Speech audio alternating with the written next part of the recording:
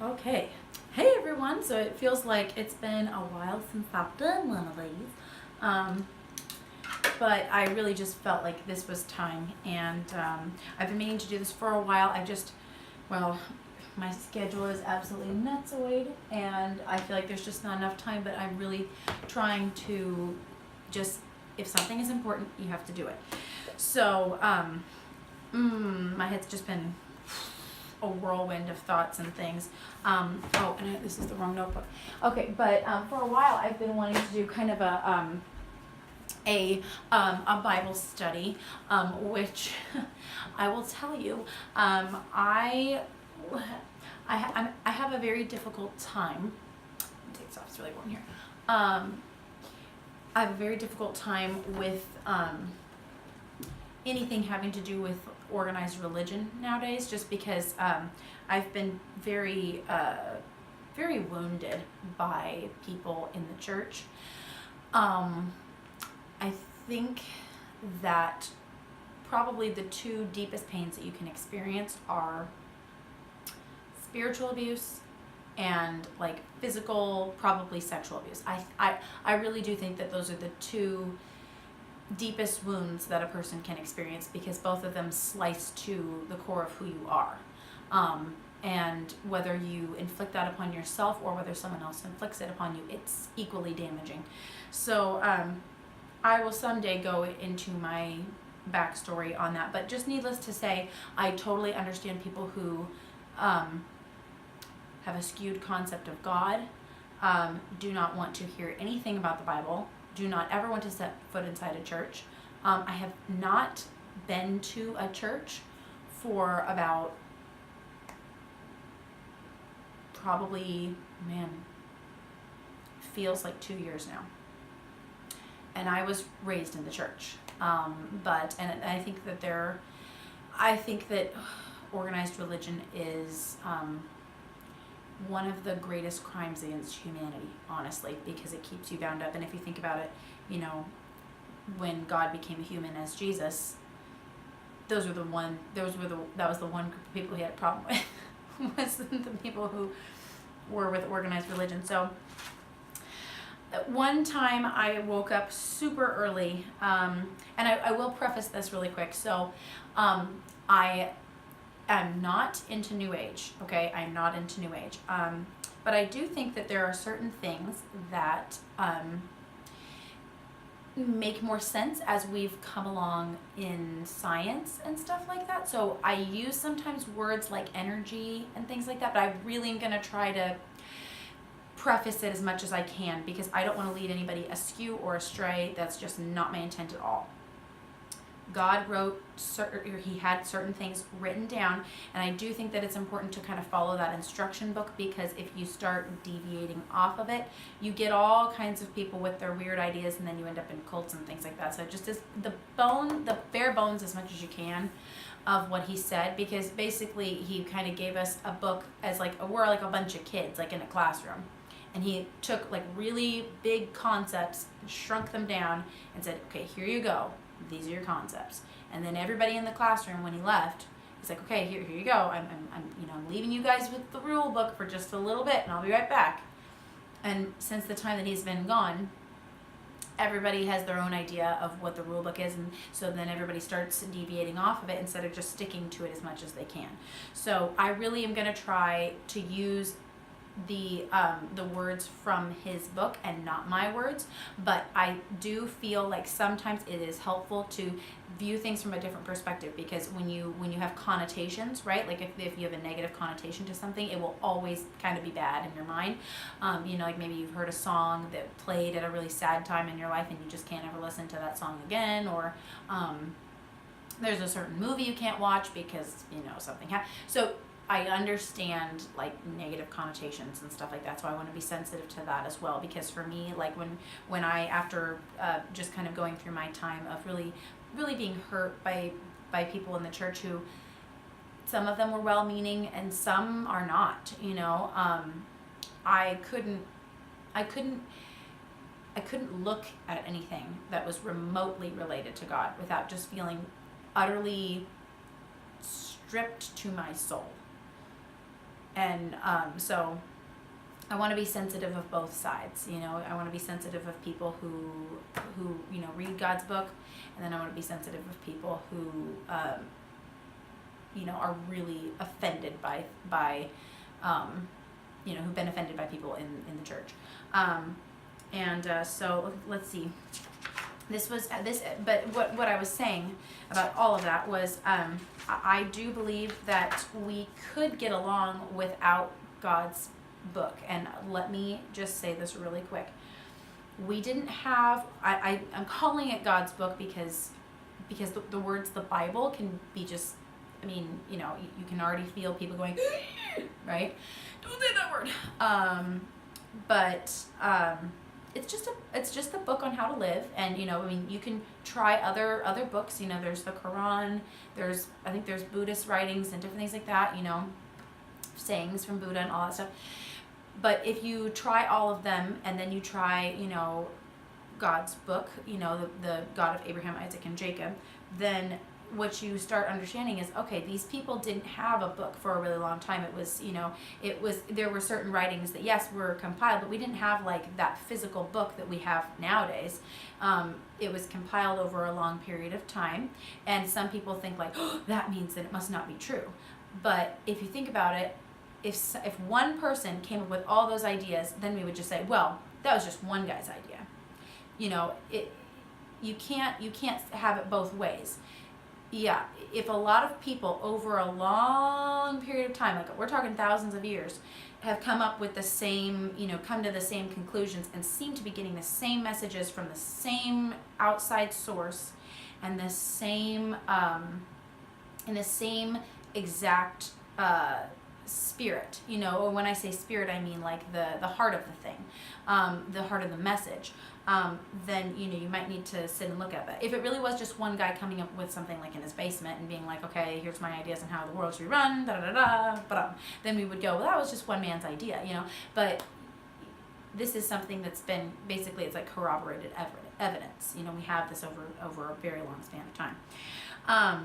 But I do think that God can speak directly to people. I will really, really preface that, because I was extremely hurt by people who said that they were hearing from God and all that kind of stuff.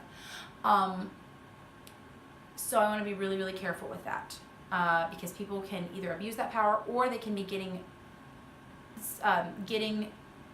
ideas from other sources, and I'd like to talk about that in depth at a later point.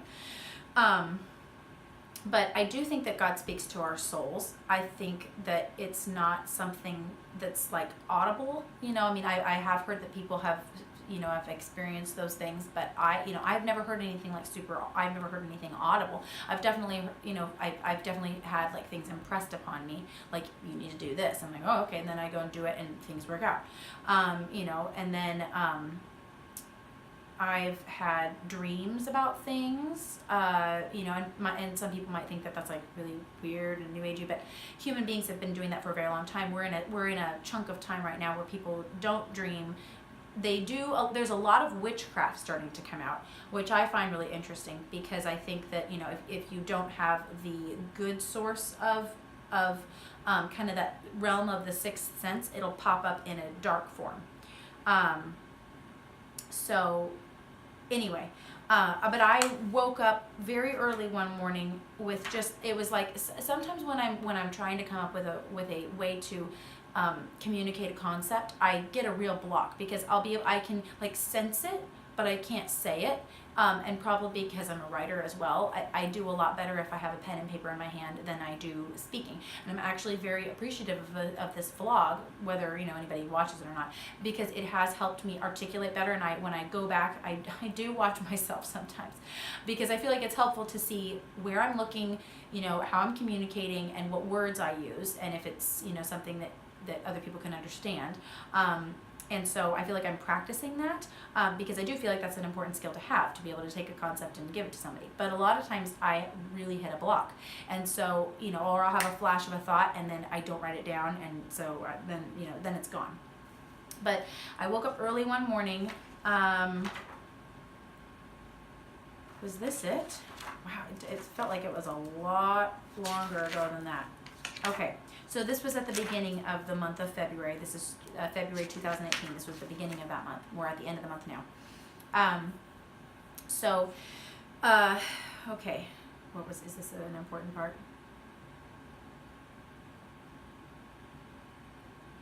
Okay. So the first thing that I wanted to say was I cannot force truth, but I am obliged to tell it. So it's kind of like when you are, if you are, where I work, I'm required to know first aid. And so if someone is injured and I pass by them, I am responsible for it. Like if they end up, being severely injured, I am responsible because I passed by them and I didn't help. So what I feel like in the spiritual realm, it's like I have a spiritual first, I'm like spiritually first aid certified. And, that's not because I'm like an amazing person. Like anybody can be first aid certified. It's not a big deal. But but now I'm responsible to, if I see someone in need, like I have to go over and there's this thing called implied, or not, there's consent and implied consent. When you have first aid, you have to ask them, would you like help? And I think this is something that people really don't understand. You can see someone in need and you can go over to them and start spewing all these ideas at them, and that's wrong. And it's very hard as human beings, especially if you like to help people and you're, if you're an empath or anything like that, and you're like, I know what I need to do to fix the situation, but you can't, because they're them and you are you, and you're only responsible to ask if they would like help. And if they do, then you can build that relationship, build that trust, and then you're allowed to help them, with whatever it is. Sometimes it's a Band-Aid, sometimes it's a broken leg, and then there's something called implied consent, where if someone is like, they're knocked out on the floor, there's a burning building around them or something, and you need to immediately get them out. And so sometimes I feel like spiritually there's like, if someone is so far gone that there needs to be kind of an intervention, then that's kind of like implied consent. But for the most part, I feel like people, they need to be able to have the freedom, because that's what God did for all of us. He gave us the freedom to choose whether we want to be aligned with love and life, or whether we would like to be aligned with something else other than that. And there's the way to get to love and life is it's a very skinny little line. And if you think about like when you go to the doctor's office, in order to be a doctor, you have to be so fine, so precise. You can't just, open somebody up and be like there's certain things in life that do require a very honed in skill. And in order to produce life and to produce love, there's very specific things and specific parameters that you have to work in. And then even within those parameters, there's ways to really, really fine tune it, which is fun, but it takes a lot of work. And then there's all the other stuff swirling around that doesn't lead to love and life. And you can try it, and there might be some things that like give you pleasure, but it's not the same as love. So anyway, so the first thing I wrote was, we have the physical dimension, and we have this problem of materialism nowadays. The material world, and I did a video a while back. It was my first Matrix video, and I don't have any problem disagreeing with my past stuff, because you learn new information, or you think about things, and then new things arise. That doesn't mean that you're like a double-minded person or whatever. You're just learning new information.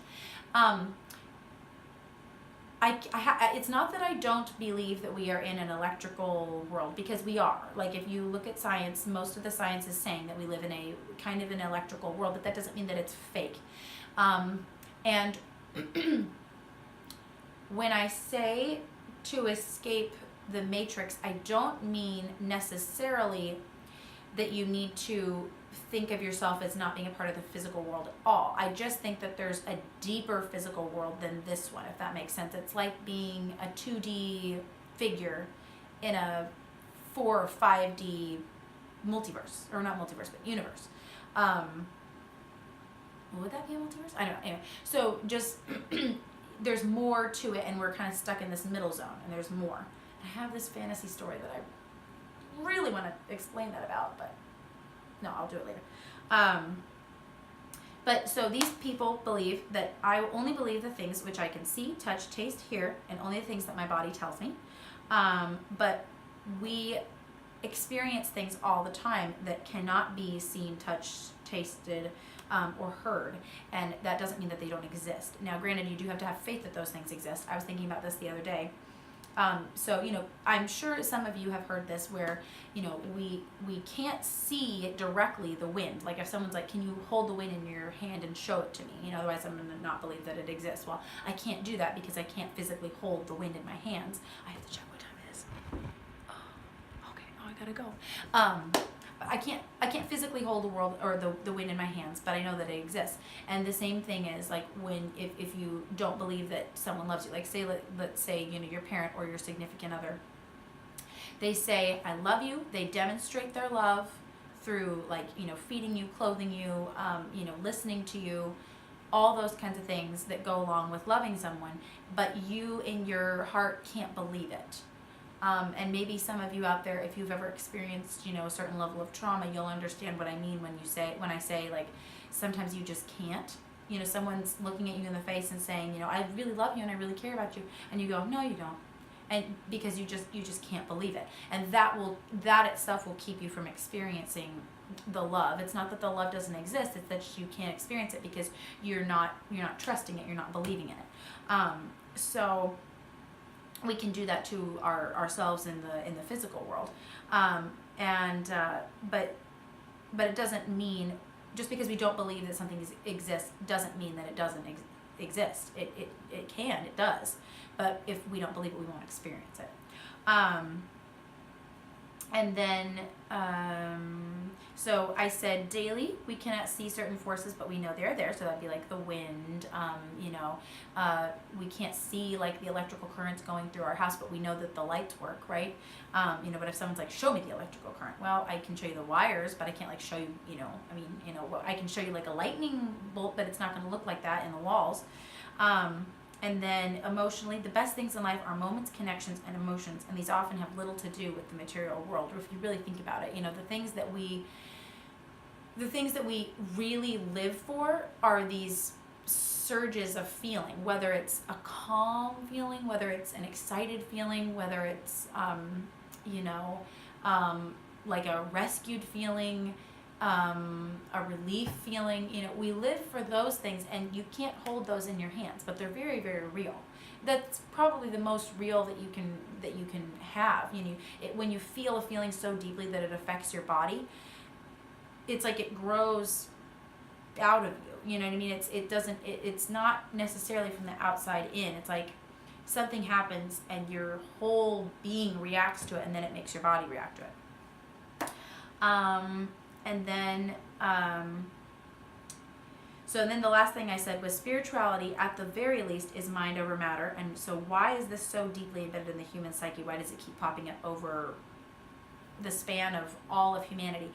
If materialism is the only thing that matters, why did people always pay attention to dreams? Why does metaphysics exist? Why do we have certain mythologies that keep popping up from people who could not have communicated with each other? Why do certain symbols always mean something? Why do we keep having this idea that we need to connect to an energy source, a God, outside of ourselves? Why is that something that's so deep in us? And we think we're so clever nowadays because we think, we can just disregard all the things of the past, but we're losing something. There's this moment in The Giver, this movie I adore, where this girl is basically, they inject themselves to deaden their emotions, and they do this so that there's this so that people are less reactionary, less volatile. And she says, I have felt things, because she stopped taking her injections for a while. And I feel that people nowadays are very, very numb for a myriad of reasons. There's less human connection just in general. People they're constantly on their phones and their social media, but people aren't they're not reading each other's body language. They aren't making good physical contact that's not sexual. I think that's really important. They're not telling each other dreams because they can't dream anymore, due to food and I've experienced this myself with like Wi-Fi signals affecting my sleep. There's so many things, and I might sound crazy, but I don't care. So there's all these different things that keep popping up. Why is that? And so, instead of just disregarding it because you're such a clever modern person, it might be a good idea to sit and look at that. And but I went through this too, where I was like, well, it's all bunk. Like, it's all bunk. I can't believe I cannot believe that I wasted my life believing that. But, and I'm here to tell you, I walked through that shadow where, I felt like nothing spiritual exists, and this is all that there is. And the first thing I would tell you is that my soul felt like a black hole, and I was so depressed. That was the most depressed I had ever been in my entire life. I felt like when I think about where I am in my body, I feel like I'm right about here, which is, I know it sounds weird, but when you feel something, and I felt like that part of me was like a void, and it was just the worst feeling I'd ever felt. And so there was that, there were so many different little signs that started popping back up in my daily life that I believe were from God, that just showed me, there really is something out there. And you can ignore those signs, and and it's totally up to you. It's like if someone sends you a love note and you ignore it, so it's completely up to you. And God always left it up to us whether we were going to accept him or not, because he didn't create beings to follow orders. He created beings because he was God, and he was, imagine if you're a creative person. This is really fun to imagine, but you're with yourself, and you're like, okay, it's me, and I'm not lonely, I'm just here, but I have this great idea. I can create, and since I'm a story writer, I if I actually got to make my people out of thin air, I would be so happy. But it's like, I'm gonna make people, I'm gonna make these creatures that can talk to me like I can talk to myself, and I'm gonna make it so that they can create stuff too. And I'm not gonna make it so that they like me automatically. I'm gonna make it so they can choose whether they like me or not, and if they really like me, that's going to be called love, and that's going to be this most amazing emotion ever. I'm going to do that. And then he does it, knowing that there's a chance and that people will choose to not like him and not love him. But he gives some people think that's cruel, but I think what's cruel is to create people who are just your slaves. He could have done that, and we would have lived in a perfect world, but that's not what he wanted. He wanted the messiness of love. And I think that, when you go after someone who might love you but might not love you, that's so much more amazing than just an arranged thing. We're like, okay, here I am, I'm here to, I'm supposed to love you. The whole idea of love is, do you really love me? That's the whole idea, So, so anyway, those were my thoughts for this. We'll get into the second thing later. Hopefully I'm not late for my appointment now. And I have this thing called predactions. That's a word that I've coined. I think I came up with that in the 8th grade, but it means predetermined reactions. Predactions. So I said, suspend your predactions for a while, and then we're going to dive in. And so I'm very excited about this series, and I will try as best I can to be putting out at least one video a week, maybe 2, because I really feel like the series needs to be done. And then I'm working on a lot of other things, and so I'm very excited about this, though I've been needing to do this for a while, and it's time. So I will see you all soon, and let me know if you guys have questions or anything like that, and I will see you all soon.